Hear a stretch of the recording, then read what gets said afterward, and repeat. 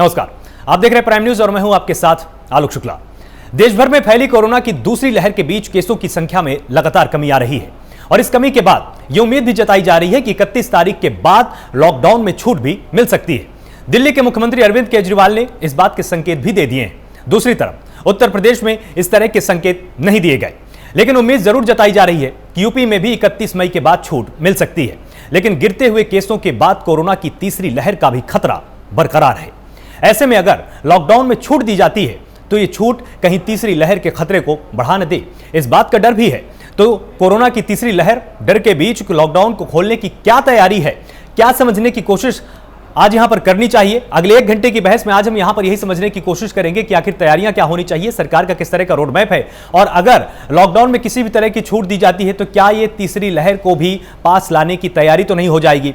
यहां पर तमाम हमारे साथ मेहमान जुड़ेंगे, उनसे मैं आपको जल्द ही रूबरू कराऊंगा। और यूपी में लॉकडाउन की गाइडलाइन क्या है, लोगों को बेवजह बाहर निकलने पर रोक लगाई गई है योगी सरकार द्वारा। यहां पर साफ कर दिया गया है कि जो भी बेवजह निकलेगा उनका चालान काटा जाएगा। बाजारों में दुकानें बंद रहेंगी, जो अत्यावश्यक जरूरी चीजें हैं आप सिर्फ उन्हीं को खरीद पाएंगे, सिर्फ उन्हीं से ही जुड़ी हुई दुकानें खोली जाएंगी। तो यूपी में लॉकडाउन की गाइडलाइन पहले जैसी है, हालांकि इसमें थोड़ी सी नरमी जरूर अब यहां पर दिखाई जाएगी। उड़ान सेवाओं पर भी कुछ पाबंदियां लगाई गई हैं कि पूरी तरह से पहले की तरह सेवाएं आप नहीं ले पाएंगे अगर आप अपने गंतव्य स्थान से दूसरी जगह पर जाना चाहते हैं। यूपी का हाल इस वक्त क्या है? 24 घंटे में कोरोना संक्रमण के 5,964 मामले सामने आए। 24 घंटे में उत्तर प्रदेश के अंदर 218 लोगों की जान गई है। ये एक दिन का पूरा आंकड़ा हम आपको यहां पर बता रहे हैं। अब तक कोरोना से पूरे प्रदेश में 18,978 लोगों की मौत हो चुकी है। यह अब तक कुल मृत्यु का आंकड़ा है और 17,540 लोग 24 घंटे के अंदर कोरोना से रिकवर हुए हैं, जो कि लगभग 3 गुने से भी ज्यादा है जो भी संक्रमित हुए हैं उनसे। अब तक 15,51,000 लोग कोरोना से कुल रिकवर हो चुके हैं, यह बड़ा आंकड़ा कहा जा सकता है। और अब 1 लाख से भी कम एक्टिव केस हैं, यानी 94,482 एक्टिव केस प्रदेश के अंदर बने हुए हैं। तो ये बड़ा अपडेट हम आपको लगातार इसलिए बता रहे हैं ताकि आप समझ जाएं कि उत्तर प्रदेश में लॉकडाउन के बाद से तस्वीरें किस तरह से बदली हैं।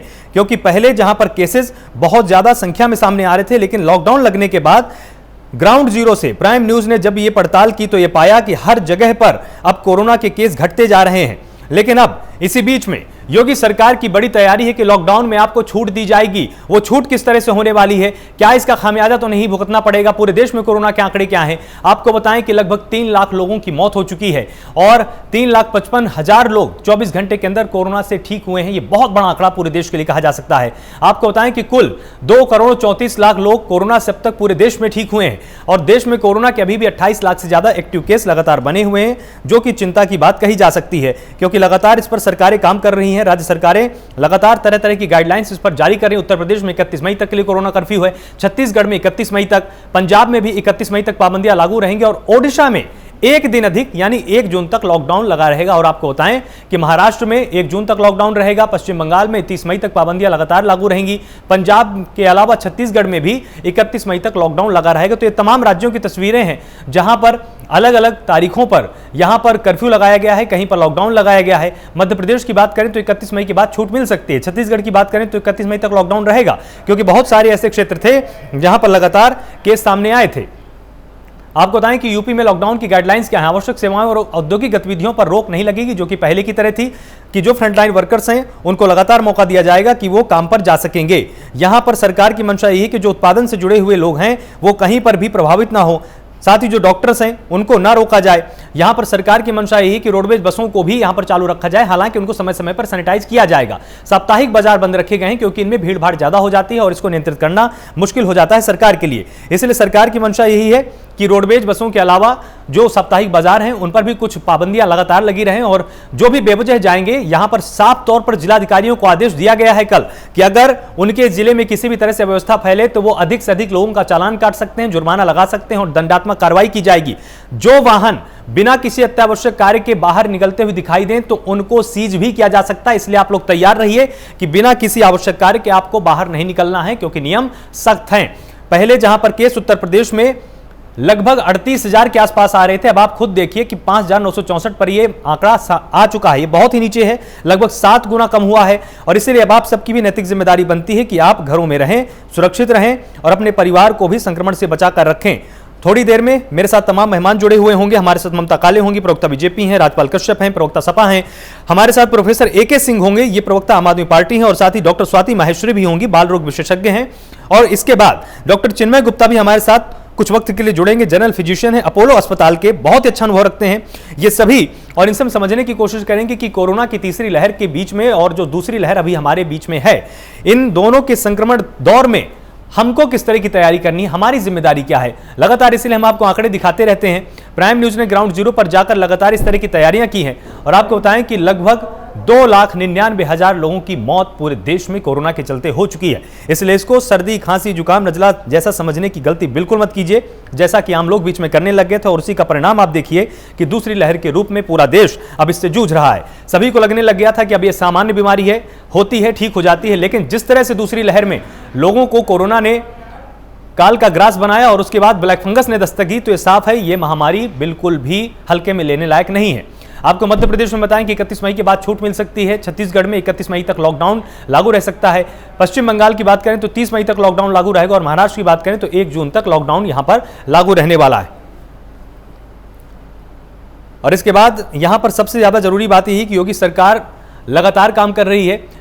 मुख्यमंत्री योगी आदित्यनाथ भी हर जिले में पहुंचकर एक दिन में लगभग 3 जिलों में जाकर दौरा कर रहे हैं और ये समझने की कोशिश कर रहे हैं कि वहां पर जिलाधिकारियों के स्तर पर किस तरह की समस्या सामने आ रही है। जिलाधिकारियों को साफ तौर पर निर्देश यहां पर दिए गए। तमाम मेहमान हमारे साथ यहां पर जुड़े हुए हैं। ममता काले, प्रवक्ता बीजेपी, आपका बहुत बहुत स्वागत है प्राइम न्यूज पर। राजपाल कश्यप है मेरे साथ, प्रवक्ता सपा है, आपका भी बहुत बहुत स्वागत है। प्रोफेसर AK सिंह है, प्रवक्ता आम आदमी पार्टी, आपका भी बहुत बहुत स्वागत है प्राइम न्यूज पर।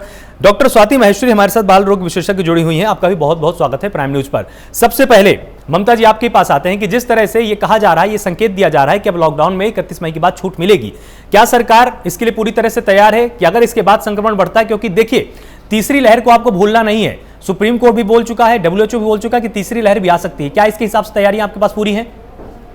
आलोक जी धन्यवाद। देखिए, जहां तक लॉकडाउन को खत्म करने या पूर्णतः समाप्त करने का प्रश्न है, ये बात आदरणीय प्रधानमंत्री के द्वारा साफ कर दी गई थी शुरुआत से कि लॉकडाउन जो है वो लोकलाइज्ड होना चाहिए, यानी कि जहां जहां पर आपको लग रहा है कि संक्रमण के नंबर बढ़ रहे हैं उन एरियाज को आप कंटेनमेंट जोन बनाइए, ताकि आम जो जनता है वो परेशान ना हो सके, जो रोजगार के लोगों के साधन है वो ध्वस्त ना हो सके। तो सारी चीजें चलती रही। एट द सेम टाइम जो नंबर्स हैं कोविड के वो ना बढ़े। अगर हम उत्तर प्रदेश की बात करते हैं, यूपी की बात करें, तो देखिए यूपी के अंदर योगी सरकार जो है बहुत अच्छा काम कर रही है। पिछले 24 घंटों में 3,17,000 से ज्यादा टेस्ट कराए जा चुके हैं, जो नंबर पूरे भारतवर्ष के अंदर सबसे बड़ा नंबर है। और अभी तक 4,67,000 से ज्यादा टेस्ट वहां पर हो गए हैं। उसका जो मूल मंत्र है, मैं निवेदन करूंगी कि अगर सभी जगह वही होता रहे, 3 T's को वो फॉलो कर रहे हैं, उसके साथ साथ वो लोग बहुत अग्रेसिवली गांव-गांव में जा करके खोज रहे हैं कि कहां पर संक्रमण है और उसकी टेस्टिंग कर रहे हैं, और उसके साथ में जो टीकाकरण है उसको वो बढ़ावा दे रहे हैं। इस वक्त हम ये देख रहे हैं कि कुछ प्रदेश, खासतौर पर दिल्ली, भारतवर्ष की राजधानी, वहां पर जो 18 से 45 वर्ष वाला जो एज ग्रुप है उसके टीकाकरण को रोक दिया गया है। मुख्यमंत्री साहब ने मीडिया में आकर के बोल दिया, हाथ खड़े कर दिए कि हम नहीं कर सकते क्योंकि हमारे पास टीका नहीं है, हम नहीं लगाएंगे। वहीं पर यूपी, जो भारतवर्ष का सबसे बड़ा प्रदेश है, वहां पर मुख्यमंत्री जी ने बोला है कि हम इस टीकाकरण को लगातार आगे बढ़ा करके रखेंगे और टीकाकरण करेंगे। तो ये ऐसे बहुत करेक्टिव मेजर्स हैं जो हर प्रदेश की सरकार और हर मुख्यमंत्री को अपने लेवल पर लेना चाहिए, क्योंकि ये नहीं भूलना चाहिए कि हेल्थ जो है वो स्टेट का सब्जेक्ट है। और ऑब्वियसली जो सेंट्रल गवर्नमेंट है वो हर मुमकिन कोशिश कर रही है हर प्रदेश की सरकार को मदद करने की, लेकिन अपने यहाँ की जनता के लिए हर मुमकिन कोशिश करना प्रदेश के मुख्यमंत्रियों की जिम्मेदारी है। और इसके लिए मैं साधुवाद देना चाहती हूँ मुख्यमंत्री आदरणीय आदित्य योगीनाथ जी को कि उन्होंने हर वो चीज करी है जिससे जनता को परेशानी भी नहीं हो रही है। At the same time numbers भी कम हो रहे हैं। आप सोचिए, अभी जो आपके एक्टिव केसेस हैं यूपी के, वो भी नीचे आ चुके हैं। तो वो तभी होगा जब आप लोग 3 T's को भी चलाएंगे, टेस्टिंग, ट्रैकिंग एंड उसके बाद आप उसका ट्रीटमेंट भी करेंगे, ये सारी चीजें करेंगे, तभी नंबर रुकेगा भी, तभी लोग ठीक भी होंगे, स्वस्थ भी होंगे, लोग अपने घर जाएंगे। भय का माहौल नहीं बनाना है, पैनिक क्रिएट नहीं करना है। और जहां तक लॉकडाउन को खोलने का प्रश्न है, देखिए मुझे अभी तक याद पड़ता है जब पहली वेव भारतवर्ष के अंदर आई थी, तब आदरणीय प्रधानमंत्री जी ने जब लॉकडाउन किया था तो विपक्ष एक साथ लामबंद हो गया था आलोक जी, और उन्होंने बोला कि लॉकडाउन कोई सोल्यूशन नहीं है, लॉकडाउन क्यों किया जा रहा है, लॉकडाउन से इकोनॉमी ध्वस्त हो जाएगी, देश के प्रधानमंत्री जी को क्या हो गया है। लेकिन हमने देखा कि लॉकडाउन ने ही हमको बचाया। और जो पहला जो सवाल यही तो है, सवाल यही है ममता जी, सवाल यही है कि जब लॉकडाउन से फायदा हो रहा है तो क्या लॉकडाउन को इतनी जल्दी खोला जाना ठीक है? क्योंकि अभी भी देखिए 6000 के आसपास आंकड़े तो उत्तर प्रदेश में आ रहे हैं ना। आपको याद होगा पिछले साल दहाई में आ चुका था आंकड़ा, कभी 80 आ रहे थे, कभी 90 आ रहे थे इसी उत्तर प्रदेश के अंदर, जिसमें 24 करोड़ की आबादी है। अगर आपने 6000 के आंकड़ों के बीच में अगर इसको खोल दिया, आपको नहीं लगता कि तीसरी लहर फिर से दस्तक दे सकती है? आलोक जी, मैं वही बोल रही थी, आप जो कह रहे हैं बात सही है। देखिए, मैं वही कह रही थी, जब पहली बार लॉकडाउन हुआ था उस वक्त ये कोविड-19 हमारे लिए एब्सोल्युटली अननोन एनिमी था। इसके बारे में हमें कुछ नहीं पता था, ना हमारे पास इसका टीका था, ना हमें कोई जानकारी थी। तो क्या सोल्यूशन था कि हम लॉकडाउन करें, घरों में बैठे और इसको जितने समय तक हो सके अपने आप से लोगों से दूर रखें, डिले करें। लेकिन इस वक्त ये स्थिति है जब हमें काफी सारी चीजें पता है, हमारे पास वैक्सीन है, हमारे देश ने खुद 2 वैक्सीन डेवलप करी है, स्पुतनिक भी हम लेकर के अपने पास आए हैं, हमें बहुत सारी जानकारियां हैं कि हम किस प्रकार से अपने आप को बचाव कर सकते हैं। तो उस वक्त में पूरा कंप्लीट लॉकडाउन करना कोई सोल्यूशन नहीं है। लेकिन हाँ, ये देश के आदरणीय प्रधानमंत्री जी ने भी बोला, हम सब मानते हैं कि जो लोकलाइज कंटेनमेंट जोन के हिसाब से जो लॉकडाउन है उसको आप लगाइए और अपने विवेक का इस्तेमाल करके लगाइए। क्योंकि अब अगर हम पूरी तरीके से बंद कर देंगे तो वो भी गलत है। लेकिन हिपोक्रेसी तो उस विपक्ष की है जिसको पिछली बार बोला कि लॉकडाउन नहीं चलेगा, नहीं चलेगा, नहीं चलेगा, चौलबे ना, और अब वही सारे का सारा विपक्ष, चाहे समाजवादी पार्टी हो, चाहे कांग्रेस हो, चाहे आम आदमी पार्टी हो, क्या बोल रहे हैं? लॉकडाउन करेंगे, लॉकडाउन करेंगे, लॉकडाउन। ठीक है, तो मतलब आपका बिल्कुल साफ तौर पे कहना है कि हमारी तैयारी पूरी ठीक है। राजपाल जी हमारे साथ जुड़े हुए हैं। राजपाल जी, आपको क्या लगता है, जिस तरह से इनका दावा कि हम तो पूरी तरह से तैयार है, हमारे पास रणनीति भी है, रोड मैप भी है, संसाधन भी है, सब कुछ हमने सिस्टमेटिक कर लिया, तीसरी लहर आएगी तब हम देखेंगे, आप इनके जवाबों से, इनकी प्रतिक्रिया से और जिस तरह का रोड मैप ये बता रही हैं, आप इससे संतुष्ट हैं? देखिए, बीजेपी के किसी भी जवाब पे जनता संतुष्ट नहीं है, इसलिए क्योंकि ये कोई महामारी आज नहीं आ गई, कल नहीं आ गई, साल 1.5 साल होने जा रहा, तब से आई थी। पहली बार जैसा बीजेपी के प्रवक्ता बता रही थी कि लॉकडाउन पहले लगा दिया गया था तो लोग विरोध कर रहे थे, लॉकडाउन तो तब लगना चाहिए था, जांचें तो तब होनी चाहिए थी जब हवाई जहाज से लोग आ रहे थे, तब तो ट्रंप जी को बुला के पूरा स्वागत कराया जा रहा था, तब उनके लिए खोल दिया गया। अभी जब दूसरा लॉकडाउन जब किए उत्तर प्रदेश में, तो हाईकोर्ट ने कहा, सीधे कहा कि लॉकडाउन ही एक रास्ता है, लेकिन बीजेपी सरकार के मुख्यमंत्री जी ने तो मना कर दिया, कहा नहीं कोई लॉकडाउन की नहीं जरूरत है। और क्योंकि तब वहाँ पश्चिम बंगाल और कई जगह चुनाव चल रहे थे, उत्तर प्रदेश में पंचायत के चुनाव चल रहे थे, तो ये अपने सुविधा अनुरूप अपने को, और जब परिस्थितियां आती है उनके अनुरूप भाषण देने लगते। अभी 2 महीने 4 महीने पहले ऐसा डंका बजा रहे थे, पूरा सारा तंत्र लगा था इसी में कि कोरोना को मैंने खत्म कर दिया। आपने क्या खत्म कर दिया? आप जब विपरीत परिस्थितियां पहली बार लॉकडाउन, तो आप कितने श्रमिक मरे, एक श्रमिक के भी घर गए बीजेपी के नेता, एक की भी मदद की, कितने लोग पैदल से चलकर अपनी परिस्थितियों पे, अपनी दम पे उन्होंने उसको भी झेला था। इस बार भी ऑक्सीजन से तड़प के लोग मरे, और ऑक्सीजन से तड़प के मरे, इंजेक्शन के बगैर मरे, हॉस्पिटल में बेड नहीं मिला, और फिर कितनी दवाइयां ब्लैक मेलिंग की जा रही, लोग तड़प के अपनी जान गंवाए हैं, और ये कोई मामूली काम नहीं हुआ। जो इनके बीजेपी के नेता कितने जान गंवाए हैं, विधायक, एमपी, मिनिस्टर चिट्ठी लिख रहे हैं, विधायक खुद चिट्ठी लिख रहे हैं कि बेड नहीं मिल रहा, केंद्रीय मंत्री और बेचारों को जान गंवानी पड़ी। तो आम आदमी को कौन पूछ रहा था कितने लोगों ने अपने खोया है, उनके घर भी तो जाके देखे। लेकिन मुख्यमंत्री जी कह रहे हैं सब अच्छा चल रहा, मुख्यमंत्री जी निकले हैं पहले, और मुख्यमंत्री जी पहले निकले हैं। गोरखपुर में भी आप क्या हालत है, गोरखपुर में, लखनऊ जहाँ परमानेंट रहते थे वहाँ की क्या हालत थी, शमशान घाटों पे की लाशें बिछी थी, और गंगा के किनारे आप देख रहे हो सच्चाई इनकी बयां कर रही है कि किस तरीके से आंकड़े मैनेज किए जा रहे हैं, लाशों को भी मैनेज किया जा रहा, केवल घोषणेबाजी की जा रही है। क्या व्यवस्था? एक हॉस्पिटल बता देना कि बीजेपी के लोग लखनऊ की राजधानी में एक हॉस्पिटल खोला हो, केंद्र की सरकार दोबारा आ गई, बीजेपी के 5 वर्ष होने जा रहे हैं, एक हॉस्पिटल बताए जिसका शिलान्यास किया हो, उद्घाटन किया हो, जिसकी स्वास्थ्य सेवाएं उत्तर प्रदेश में चल रही, वो माननीय अखिलेश यादव जी ने व्यवस्थित की। नहीं, सारी बातें आपकी मान ली, चलिए ठीक है, अस्पताल आपने खोले, सारी बातें मान ली, अस्पताल आपने दी, सड़कें आपने दी, पानी आपने दिया, सब कुछ आपने दिया, मैनेजमेंट इसमें सरकार का कैसा है, इस पर मेरा सवाल है। अरे मैनेजमेंट तो आप एक फोन मिला के देख लेते। जो कोरोना काल में नंबर दिए गए थे, कंट्रोल रूम बनाया गया था, मुख्यमंत्री के हाथ से जो कंट्रोल रूम चल रहा था, उसमें एक नंबर आप मिला देते तो बात हो जाती। हाईकोर्ट ने खुद नंबर मिलवाए जो गलत नंबर दिए गए थे। हाईकोर्ट ने, हमारी बात मत मांगे तो मैं रिपोर्ट करूँ, हाईकोर्ट ने खुद फटकार लगाई जो नंबर नहीं काम कर रहे थे। ये व्यवस्था थी। कितने अधिकारियों के जो कोविड कंट्रोल रूम में लगे थे वो अपने परिवार को नहीं एडमिट करा रहा है। मैं खुद कोविड कंट्रोल रूम में गया था, अधिकारियों ने हाथ उठा दीजिए, कोई कुछ नहीं, केवल टेलीफोन और कहीं कोई व्यवस्था नहीं थी।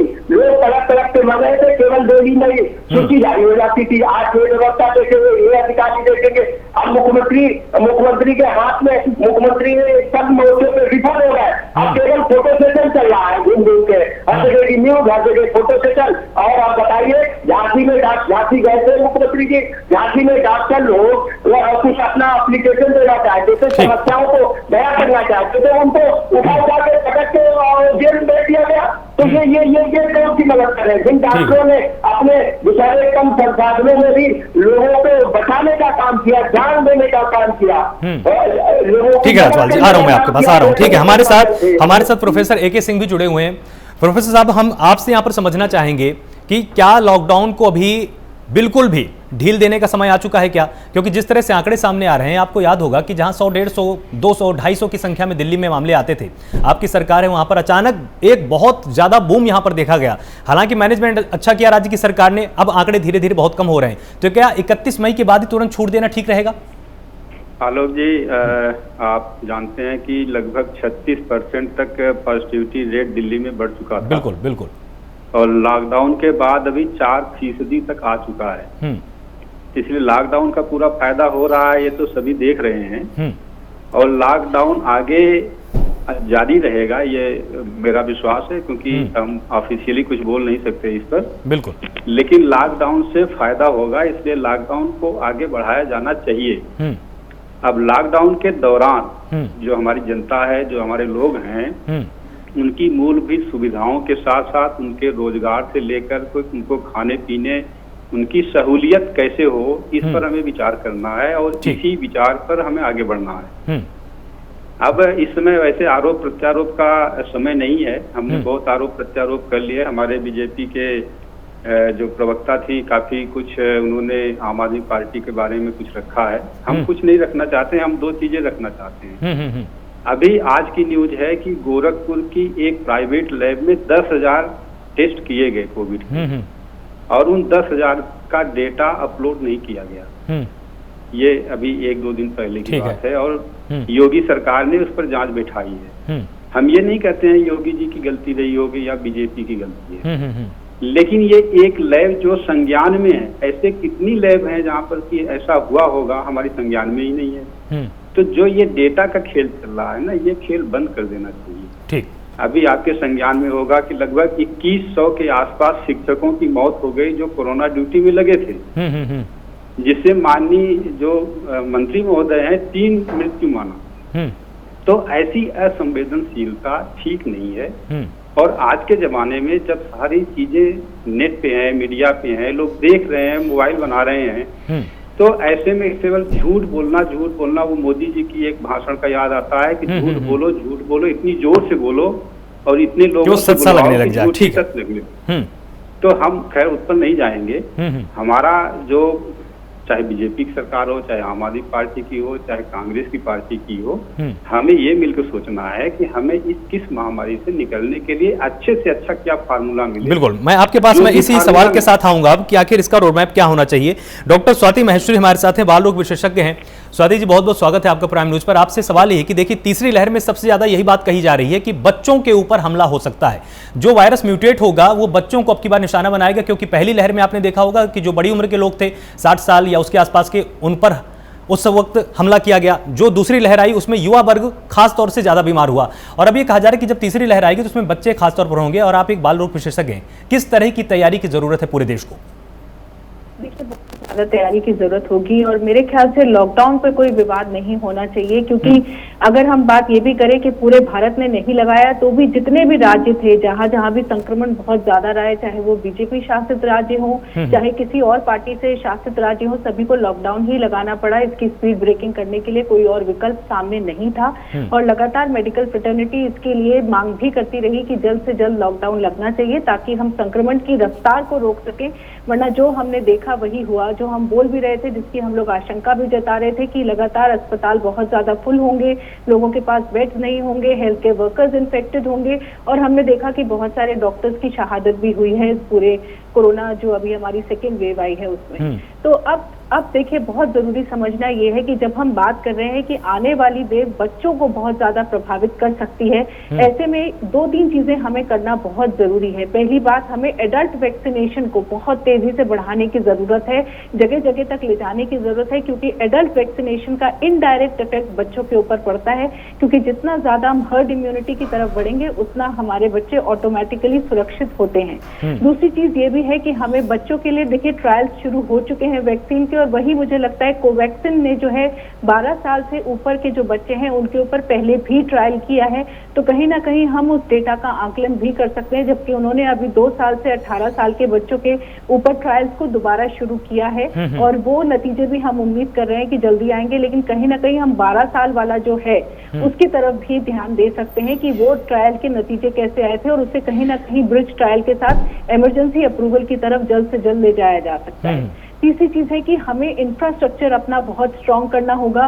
किन गांव में कितने बच्चे हैं, उनका एक पूल बना करके वहां हमें देखना होगा कि कितने इंफ्रास्ट्रक्चर की जरूरत पड़ेगी, वो कौन सी दवाइयां हैं जिनकी जरूरत पड़ेगी, वो कितना ऑक्सीजन की जरूरत हमें पड़ेगी, वो कितने वेंटिलेटर्स की जरूरत हमें पड़ेगी। और हमारे पास बहुत ज्यादा पीडियाट्रिशियंस भारत में नहीं है, तो उनका एक पूल क्रिएट करने की जरूरत होगी कि किस तरह से वो ट्रेनिंग दें बाकी स्टाफ को, जो हमारे ग्रामीण इलाके के स्टाफ हैं, रिहायशी इलाकों के स्टाफ हैं, वहां फिर उनको ट्रेनिंग दी जाए कि अगर बच्चे ज्यादा संक्रमित होकर के आते हैं तो ये हमारा प्रोटोकॉल है, ये हमारी ट्रीटमेंट गाइडलाइंस हैं, और इस तरह से हमें उनका ट्रीटमेंट करना है। क्योंकि अब देखिए, हमारे पास एडल्ट गाइडलाइंस तो हैं ट्रीटमेंट की, जिसमें भी संशोधन की बहुत जरूरत है, वहीं हमें पीडियाट्रिक गाइडलाइंस भी चाहिए होंगी देश के लिए कि किस तरह से बच्चों का ट्रीटमेंट गाइडलाइन क्या रहेगा। अगर बच्चों में संक्रमण ज्यादा आता है तो क्या प्रोटोकॉल फॉलो करने, ताकि जो हमारे डॉक्टर्स पेरिफेरी पे होते हैं उन्हें भी इसका ज्ञान हो कि क्या ट्रीटमेंट गाइडलाइंस फॉलो करने की जरूरत है। वहीं मुझे लगता है कि अवेयरनेस क्रिएट करना बहुत ज्यादा जरूरत इस वक्त होगी,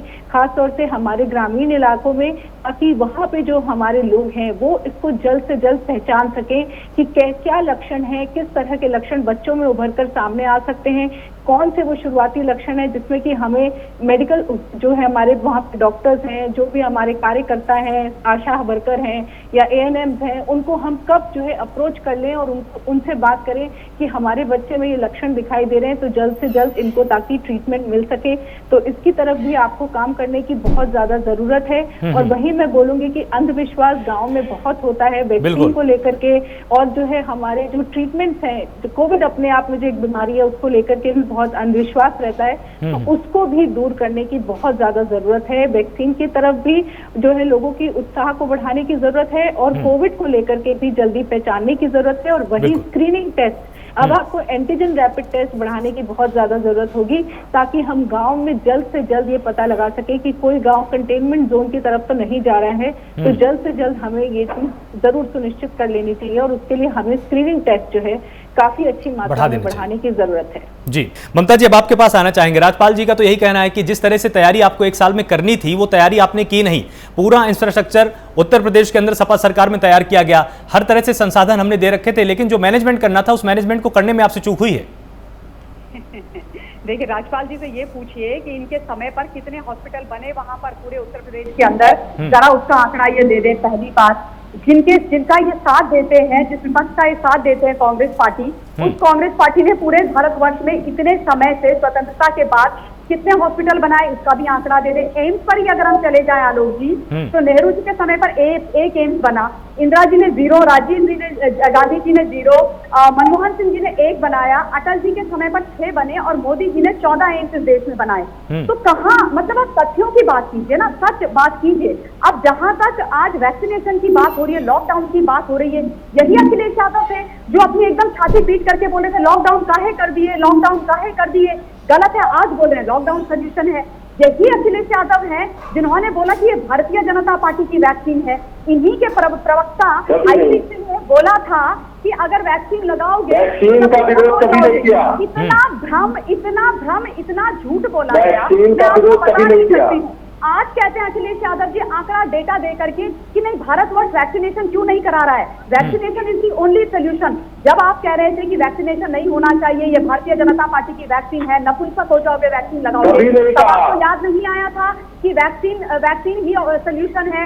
आप अपने फैक्ट चेक कीजिए राजपाल जी, बिल्कुल एक एक चीज बोलिए। आईपी सिंह आपके प्रवक्ता हैं, उन्होंने नपुंसक वाली बात बोली। अखिलेश यादव आपके नेता हैं, उन्होंने बोला ये भारतीय जनता पार्टी की वैक्सीन है। आप लोग कैसी बातें करते, इतना भ्रमित किया, इतना डराया लोगों को, इतना डर लोगों के मन में बिठाया जिसकी कोई हद नहीं है। और अगर आप लोग आंकड़े डेटा इन सब चीजों की बात करते तो सत्य सही चीज पर सामने रखिए। दूसरी बात, इन्होंने पंचायत चुनाव की बात करी। शायद आपको राजपाल जी ये पता नहीं है, जबकि मैं तो उत्तर प्रदेश में रहती भी नहीं हूँ, तब भी मैं आपको ये बता दूं कि आदरणीय कोर्ट ने आदेश दिया था पंचायत चुनाव कराने के, लेकिन आप इस पर भी राजनीतिकरण करेंगे। क्योंकि क्या है ना, समाजवादी पार्टी अहम ब्रह्मास्मि वाला एटीट्यूड रखती है। हम तो भैया संविधान से, विधान से, कानून से, जितने भी हमारे हाई कोर्ट है, सुप्रीम कोर्ट है, ये देश है, इन सबसे ऊपर है। इससे हम सबको धक्का बताएंगे और सबके नाम पे झूठ बोलेंगे। येन केन प्रकारेण जो केंद्र की सरकार है उसको बदनाम करेंगे। देश की सरकार और सत्ता को हिलाना है, कोविड से नहीं लड़ना है इनको, कोविड को नहीं भगाना है इनको तो चाइना के वुहान वायरस को इंडियन वेरिएंट बुलवाना है। तो ये इतनी शर्मनाक चीजें हो जाती हैं। अगर आज आवश्यकता है तो कंस्ट्रक्टिव और पॉजिटिव विपक्ष की है, वो आप लोग कीजिए ना।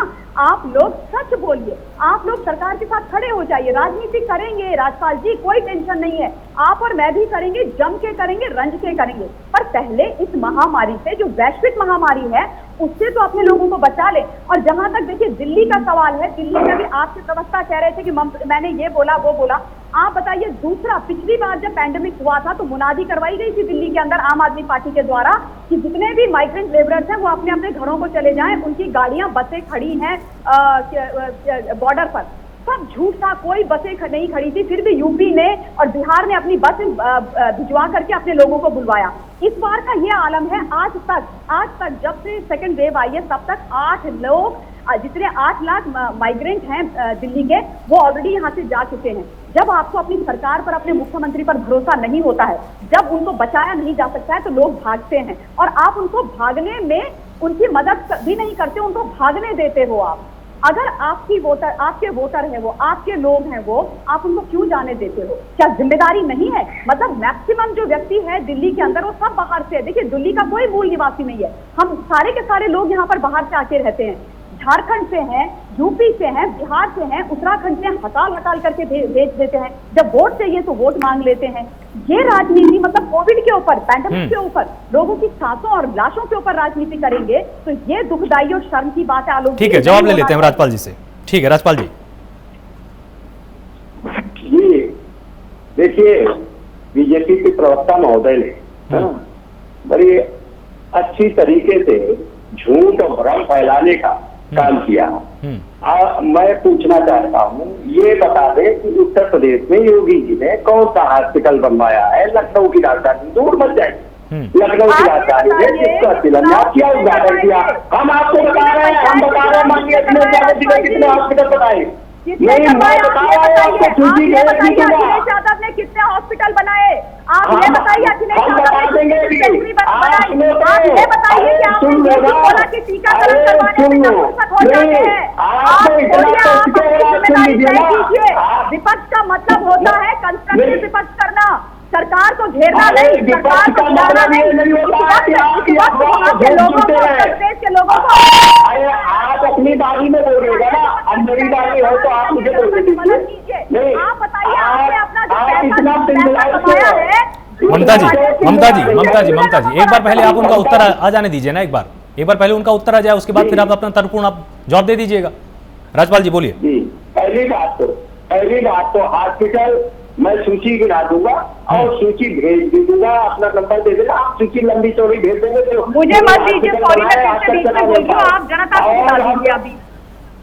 और जनता को मैं बता रहा हूँ, लखनऊ में कैंसर इंस्टीट्यूट देश का बड़ा कैंसर इंस्टीट्यूट माननीय अखिलेश यादव जी ने बना के खड़ा किया। आपके लोहिया अस्पताल, लोहिया इंस्टीट्यूट माननीय अखिलेश यादव जी ने, नेताजी ने बना के खड़ा किया।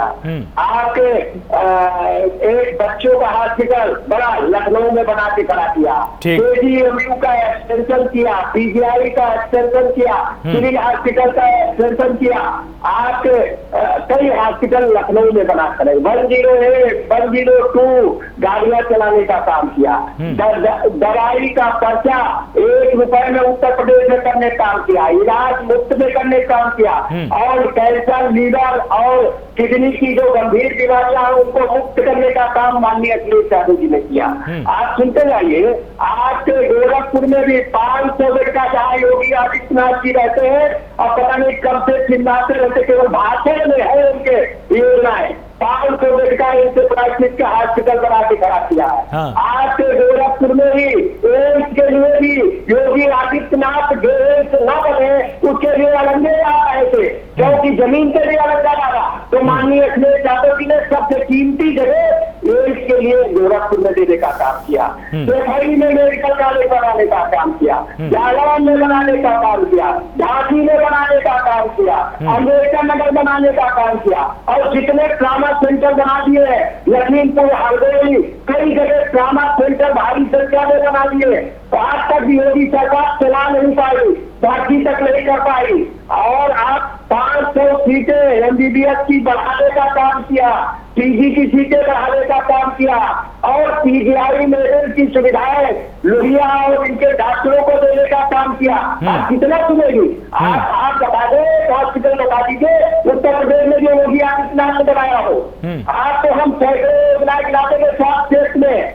आप बताना एक योजना, एक हॉस्पिटल अपने समय में मुख्यमंत्री योगी आदित्यनाथ के समय में कोरोना महामारी आई, उस मैनेजमेंट के बारे में भी तो आप कुछ बताइए ना कि मुख्यमंत्री योगी आदित्यनाथ ने जिस तरह से मैनेज किया। दूसरी बात, नहीं, इन्होंने आरोप लगाया कि माननीय अखिलेश यादव की वैक्सीन का विरोध कर रहे थे। आप जैसे झूठ बोलने वाले बीजेपी का, जो बीजेपी तो झूठ बोलने के लिए मशहूर है। माननीय अखिलेश यादव जी ने बीजेपी की जो वैक्सीन, बीजेपी की वैक्सीन जो पापड़ और खाली और खाली बजाने वाली दे रहे थे ना, खाली खाली बजा के कोरोना भगवा रहे थे। इनके मंत्री कह रहे थे पापड़ खाए। अच्छा राजपाल जी सुनिए तो यही तो खाली खाली लगवाई गई थी। इसी का विरोध हम लोग करते हैं। नहीं ठीक है, किया आपने, पूरे देश ने उस विरोध को देखा। नहीं देखिए, विपक्ष की, राजपाल जी सुनिए, विपक्ष ने बहुत ही सकारात्मक भूमिका निभाई। ये हमेशा प्राइम न्यूज ने दिखाया भी है। आपकी आवाज लगातार प्राइम न्यूज के माध्यम से सत्ता पक्ष तक पहुंची भी है। हमने हमेशा कोशिश की है कि विपक्ष के वो सवाल सत्ता पक्ष तक पहुंचते रहे, क्योंकि देखिए जब आप सवाल पूछते हैं तभी सत्ता पक्ष बैठकर अपनी तैयारी भी करता है ना। लेकिन अब जिस तरह से रिकवरी रेट उत्तर प्रदेश में 93% हुआ है, तो ये भी तो योगी सरकार में हो रहा है ना। इसकी आप तारीफ करेंगे कि अब आप इसकी भी आलोचना करेंगे?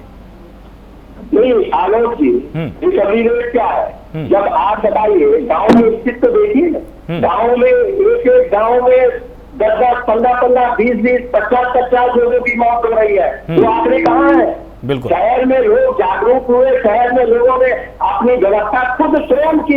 लोगों के घरों में आप पता करेंगे, ऑक्सीजन सिलेंडर लगाए पड़े हैं लोग, हॉस्पिटलों में लूट मची है, ब्लैक मार्केटिंग, यही लॉकडाउन में ब्लैक मार्केटिंग हो रही है। आए दूर में जाइए, प्राइम मिनिस्टर के जो प्रस्तावक थे चंद्रलाल मिश्रा जी, जो हमारे पद्म विभूषण थे, उनकी बेटी के साथ में क्या हुआ? वो तो पीएमओ को सीधे जुड़ी थी। जब प्राइम मिनिस्टर से जुड़े हुए लोगों का यह हासिल हुआ, इनके विधायक और सांसद मिनिस्टर, कैबिनेट मिनिस्टरों का यह हासिल हुआ। उन्होंने शिक्षा थी, उनको नहीं मिला। अब ये बता रहे कि अच्छा, और ये इलाके जो गंगा से ममता जी आऊंगा आपके पास, ठीक रही, ये कहाँ से आई है? ये झूठ बोल रहे हैं हम। आप कोई चैनल वाला सच्चाई दिखा दे, कोई टीवी वाला दिखा दे, कोई पत्रकार बोल दे, कोई विपक्ष बोल दे, उसके ऊपर मुकदमा लिख जाएगा। टीवी वाला ज्यादा बोल दे, उसके खिलाफ मुकदमा लिख जाएगा, उसका चैनल बंद करा देंगे, ऐड बंद करा देंगे। यही धमकी दी जा रही है और क्या किया जा रहा? ये केवल धमकाने का और लोकतंत्र में गुंडागर्दी और तानाशाही के साथ आप चला रहे हैं। विपक्ष का मुंह बंद करना चाहते, विपक्ष इनकी झूठ में झूठ मिला दे।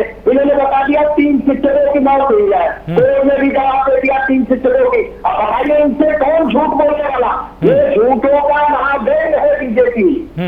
ठीक है, डॉक्टर चिन्मय हमारे साथ जुड़ गए हैं, जनरल फिजिशियन है, अपोलो अस्पताल से हमारे साथ जुड़े हुए हैं। बहुत बहुत स्वागत है डॉक्टर चिन्मय आपका। आपसे हम समझना चाहेंगे कि दूसरी लहर के बीच में भी हम हैं और तीसरी लहर के बारे में लगातार पूरा विश्व बात करने लगा है कि तीसरी लहर भी आ सकती है। किस तरह की तैयारियों की हमको सख्त जरूरत है, क्योंकि ये कहा जा रहा है कि तीसरी लहर में बच्चे सबसे ज्यादा चपेट में आएंगे। किस तरह की सावधानी बरतनी चाहिए, आईसीयू में बच्चों को लेकर किस तरह की तैयारी करने की जरूरत है, क्योंकि अभी भी आईसीयू में बच्चों के हिसाब से ना तो हमारे पास डॉक्टर्स हैं ना ही हमारे पास उपकरण है। किस तरह का रोडमैप अब सरकार को बनाने की जरूरत है? देखिए, जैसे हम लोगों का जो पॉजिटिविटी रेट हम लोगों का कम हुआ है, which was 36% in April and last 1 or 2 days से which has decreased to 3.5%, less than 5% हो गया है। देखिए, क्या still thinking, देखिए 1 जून से अभी हमारे सीएम साहब ने हमारा इनका लॉकडाउन बढ़ा दिया एक हफ्ता और, तो हम लोग को क्या लगता है 1 जून से जो लॉकडाउन थोड़ा सा ईज होगा वो it should be gradual, it should not be कि एकदम सारा खुल जाए, वो नहीं होना चाहिए। दूसरा रही थर्ड वेव की बात, जो हम लोग सोच रहे हैं कि अक्टूबर नवंबर के आसपास आएगी, which can be another variant और any other mutant of this same virus. देखिए, वो हम लोग का एजम्पशन है कि वो बच्चों को, जो 5 साल से 18 साल तक के बच्चे जो हैं उनको ज्यादा वो करेगी। उसके लिए देखिए we have more ICUs which is neonatal ICU जो होते हैं वो हम लोग को ज्यादा होने चाहिए। एंड बाकी जो चीजें हैं, देखिए वैक्सीनेशन इज वेरी इंपॉर्टेंट। जैसे अपने हमारे कोवैक्सीन और इनके ट्रायल्स भी शुरू हो गए हैं 18 साल से कम के बच्चों के, तो we should get them vaccinated as early as possible within 1 or 2-3 months, जैसे कि हम लोग उस वेव से बच सकें और उसका असर कम कर सकें। बिल्कुल, तो यहाँ पर मतलब तैयारियों की हमको जरूर है, लेकिन इतना भी नहीं डरना है, क्योंकि आपका कहना है कि ऐसा सिर्फ और सिर्फ ये एजम्पशन है, ये सिर्फ और सिर्फ संभावनाएं हैं, ऐसा कुछ निश्चित नहीं है कि नहीं बच्चों पर ही असर डालेगा। We can only assume. देखिए, फ्यूचर किसी ने प्रेडिक्ट नहीं किया है, हमें पता नहीं क्या उसका कितना इफेक्ट बच्चों पे करेगी, कितना मोर देन 50+ करेगी, कितना मिडिल एज पर्सन को करेगी, we don't have any idea. But we are assuming कि जैसे जो ये अभी सेकंड वेव आई उसमें जो एज ग्रुप है वो कम हो गया, तो वी आर अस्यूमिंग कि जो आगे थर्ड वेव आएगी उसमें एज ग्रुप और कम हो सकता है। बिल्कुल। Professor A K. सिंह, अब एक बार आपके पास आना चाहेंगे। तमाम दर्शक हमारी ये भी एक सवाल यहाँ पर पूछ रहे हैं कि जिस तरह से लॉकडाउन लगा हुआ है और लॉकडाउन में धीरे धीरे यहाँ पर नरमी बढ़ती जाएगी, जो सबसे बड़ा सवाल प्राइम न्यूज के दर्शक पूछ रहे हैं वो ये भी जानना चाहते हैं कि परीक्षाओं का क्या होगा, क्योंकि देखिए नेट का एग्जाम होना था वो भी अभी पोस्टपोन किया गया, यूपीएससी का एग्जाम होना था वो भी पोस्टपोन किया गया, लेकिन अब ये संकेत मिलने लगे हैं कि चाहे वो 12वीं का एग्जाम हो चाहे नेट का एग्जाम हो, उनको जल्द से जल्द कराने की कोशिश आयोगों द्वारा की जाएगी। क्या ये कराना भी ठीक होगा, या भी इसमें 1 या 2 महीने का इंतजार आयोगों को करना चाहिए, इतनी जल्दबाजी करनी ठीक नहीं है? देखिए, हमारे माननीय उप मुख्यमंत्री मनीष सिसोदिया जी ने एक सजेशन दिया है कि जो 12वीं के एग्जाम हो रहे हैं उन बच्चों को पहले कोरोना का टीका लगाया जाए, इसके बाद एग्जाम दिया जाए। बहुत सही। इसी तरह से जो एग्जाम्स हो रहे हैं पहले उन बच्चों को सुरक्षित किया जाए, जिसके आगे जब वो एग्जाम देने आए तो इस कोरोना महामारी से बच सके। ये इको आ रहा है थोड़ा सा, आप हमें लगता है कोई गड़बड़ है। आवाज में आपको आवाज आ रही होगी मेरी? आपकी आ रही आवाज साफ आ रही है।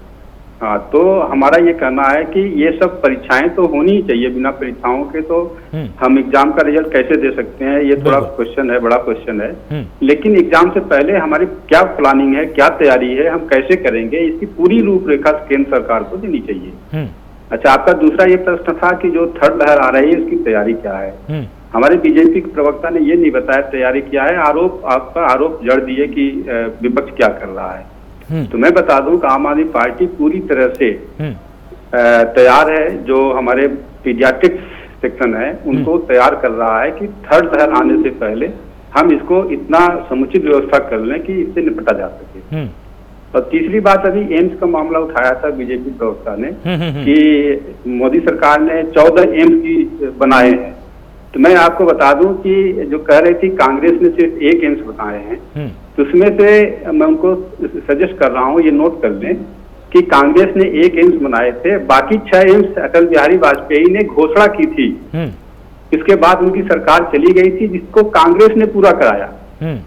और प्लस रायबरेली का एक जो अलग से है, तो 8 कांग्रेस के जमाने में बने हैं। बाकी जो 14 मोदी जी ने अपने आने के बाद घोषणा की है उसमें से अभी तक एक भी एम्स चालू नहीं है, उसका उद्घाटन नहीं किया मोदी जी। ना वहाँ कई जगह इलाज नहीं है, कई जगह पढ़ाई नहीं है, कई जगह स्टाफ नहीं है, वो चल नहीं रहे हैं। तो इस तरह के गलत बयानी जो है आकर के टीवी चैनल पे देना, ये बीजेपी के लोग बंद करें और सही सही बताएं कि स्थिति क्या है। अब आप बताइए, उत्तर प्रदेश की स्थिति बता रहे थे 80% जनता उत्तर प्रदेश की गाँव में रहती है। बिल्कुल। और अभी 4 करोड़ इन्होंने टेस्टिंग की है, वो 4 करोड़ लोगों में 80% सिर्फ शहर के टेस्ट हैं, 20% ही ऐसे टेस्ट हैं जो कि गांव के टेस्ट हैं। अगर कंपैरिजन करिए कि 80% जनता जो गांव में रहती है उनकी संख्या बैठती है 17 से 18 करोड़। 18 करोड़ जनता में से सिर्फ 1 करोड़ जनता की इन्होंने टेस्टिंग की है। तो क्या टेस्टिंग की है? गाँव में तो कुछ है ही नहीं, ये फर्जी डेटा दिखा रहे हैं और इनकी कोई तैयारी नहीं है।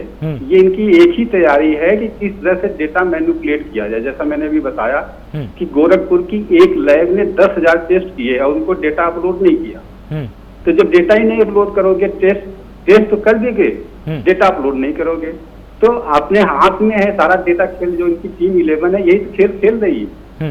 ये टीम 11 के द्वारा जो मैनिपुलेशन हो रहा है ना, वो आकर के यहाँ बच जाते हैं, बड़े बड़े भाषण दे देते हैं, बड़े लंबा चौड़ा व्याख्यान हो जाता है और ऐसा लगता है कि इनके जैसा कोई है ही नहीं है। आपने देखा होगा गंगा जी के किनारे और गंगा जी में पानी में भी और थल में और जल में किस तरह से लाशों का अंबार लगा हुआ है। और फिर भी मतलब ये हमें तो लगता है कि कौन सी मिट्टी के सब बने हैं, कहते हुए शर्म तक नहीं आती है। पूरा का पूरा जो है ऐसे बोलते हैं जैसे लगता है कि दुनिया में सर्वोच्च लोग यही है।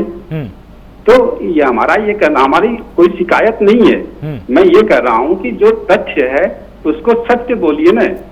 सत्य की कसम खाते हैं, राम की कसम खाएंगे और बोलेंगे बैठकर, झूठ बोलते हैं। तो राम नाम से शुरू किया, राम नाम सत्य तक पहुंचा दिया इस प्रदेश को। तो हमारा ये कहना है कि आप अभी भी समझ जाओ, अभी भी सकारात्मक सरकार की भूमिका में आओ। ये जो है नकारात्मक जो है विपक्ष की भूमिका में है, सरकार की भूमिका में तो कभी आए ही नहीं। इन्होंने तो अपने को सरकार ही नहीं समझा, आज तक सिर्फ विपक्ष की आलोचना करते हुए आए। अरे तुम कुछ करके दिखाओ। मेरा तो एक प्रश्न है इनसे, मैडम से एक प्रश्न है कि गुजरात में 30 साल से बीजेपी का शासन है। 30 साल अगर वो कहते हैं ना 70 साल में किया, 70 साल में क्या किया, तो अगर गुजरात की ले लें, गुजरात में 30 साल पहले कांग्रेस रही है और 30 साल अभी बीजेपी के होने जा रहे हैं। इन 30 सालों में कितना मेडिकल फैसिलिटी दी, वहां क्यों लोग मर गए? वहां तो आप बराबर रहे ना, कांग्रेस जितने साल रही उतने साल बीजेपी भी रही। और ये स्टेट मैटर है और केंद्र का भी मैटर नहीं, स्टेट मैटर है मेडिकल का। वहां क्यों लोग मर गए? ठीक है, जवाब ले लेते। कोई नहीं मरना चाहिए था इस हिसाब से। ममता जी जवाब दीजिए।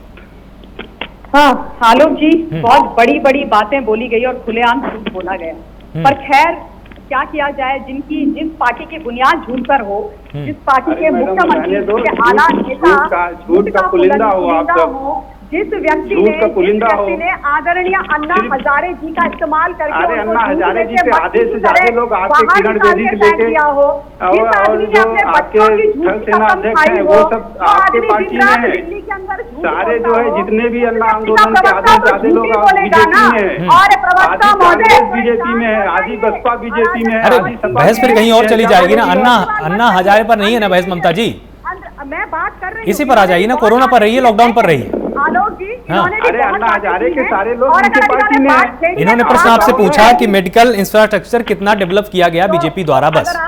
अगर आप मुझे बोलने देंगे तो मैं बिल्कुल बोलिए। कैसे बोलिए? गुजरात से बोलिए कितना। प्रोफेसर एके सिंह, एक सेकंड ना, एक सेकंड। प्रोफेसर एके सिंह, मॉडल आपने दिया है, प्रोफेसर एके सिंह, उनको बोलने दीजिए ना। मॉडल लेकर के आए हैं, 30 सालों में कितने हॉस्पिटल बनाए? एके सिंह जी, एके सिंह जी, मुख्यमंत्री है, उनको बोलने दीजिए। चले जाइए, आप वापस आ जाइए, वापस दिल्ली, दादा दिल्ली। अरे वापस गुजरात जाइए। अब आप दिल्ली खत्म, आपके लिए दिल्ली नहीं है। अब दिल्ली से अब गुजरात जाने की नौबत आ गई है। एके सिंह जी बोलने दीजिए ना, बात बोलिए, बिस्तर बांध लीजिए, दिल्ली से गुजरात पहुंचा देंगे। एके सिंह जी जवाब गुजरात पहुंचा देगी। जवाब ले लीजिए पहले एक बार, एक सेकंड। नाम मत लीजिए, मोदी जी का फिर हम बता देंगे मोदी जी ने क्या क्या किया है, कितने झूठ बोले हैं। सुनिए आप मेरी बात, और अब आप ये झूठ मत बोलिए, लाशों पे खेलने वाले झूठ मत बोलिए। एके सिंह जी एक सेकंड ना, एके सिंह जी जब आप बोल रहे थे तब कोई नहीं बोला ना बीच में। एके सिंह जी, क्या हुआ? प्रोफेसर एके सिंह एक सेकंड ना, एक सेकंड बोलने दीजिए। अरे एके सिंह जी उनको जवाब तो देने दीजिए, आप जवाब तो आने दीजिए, जवाब तो आने दीजिए ना कम से कम। अब अरे धरनाधारी नेताजी शांत हो जाइए, और आप ये बताइए, आप ये बताइए कि दिल्ली के अंदर, दिल्ली के एके सिंह जी समय कम है, उनको जवाब दे लेने दीजिए।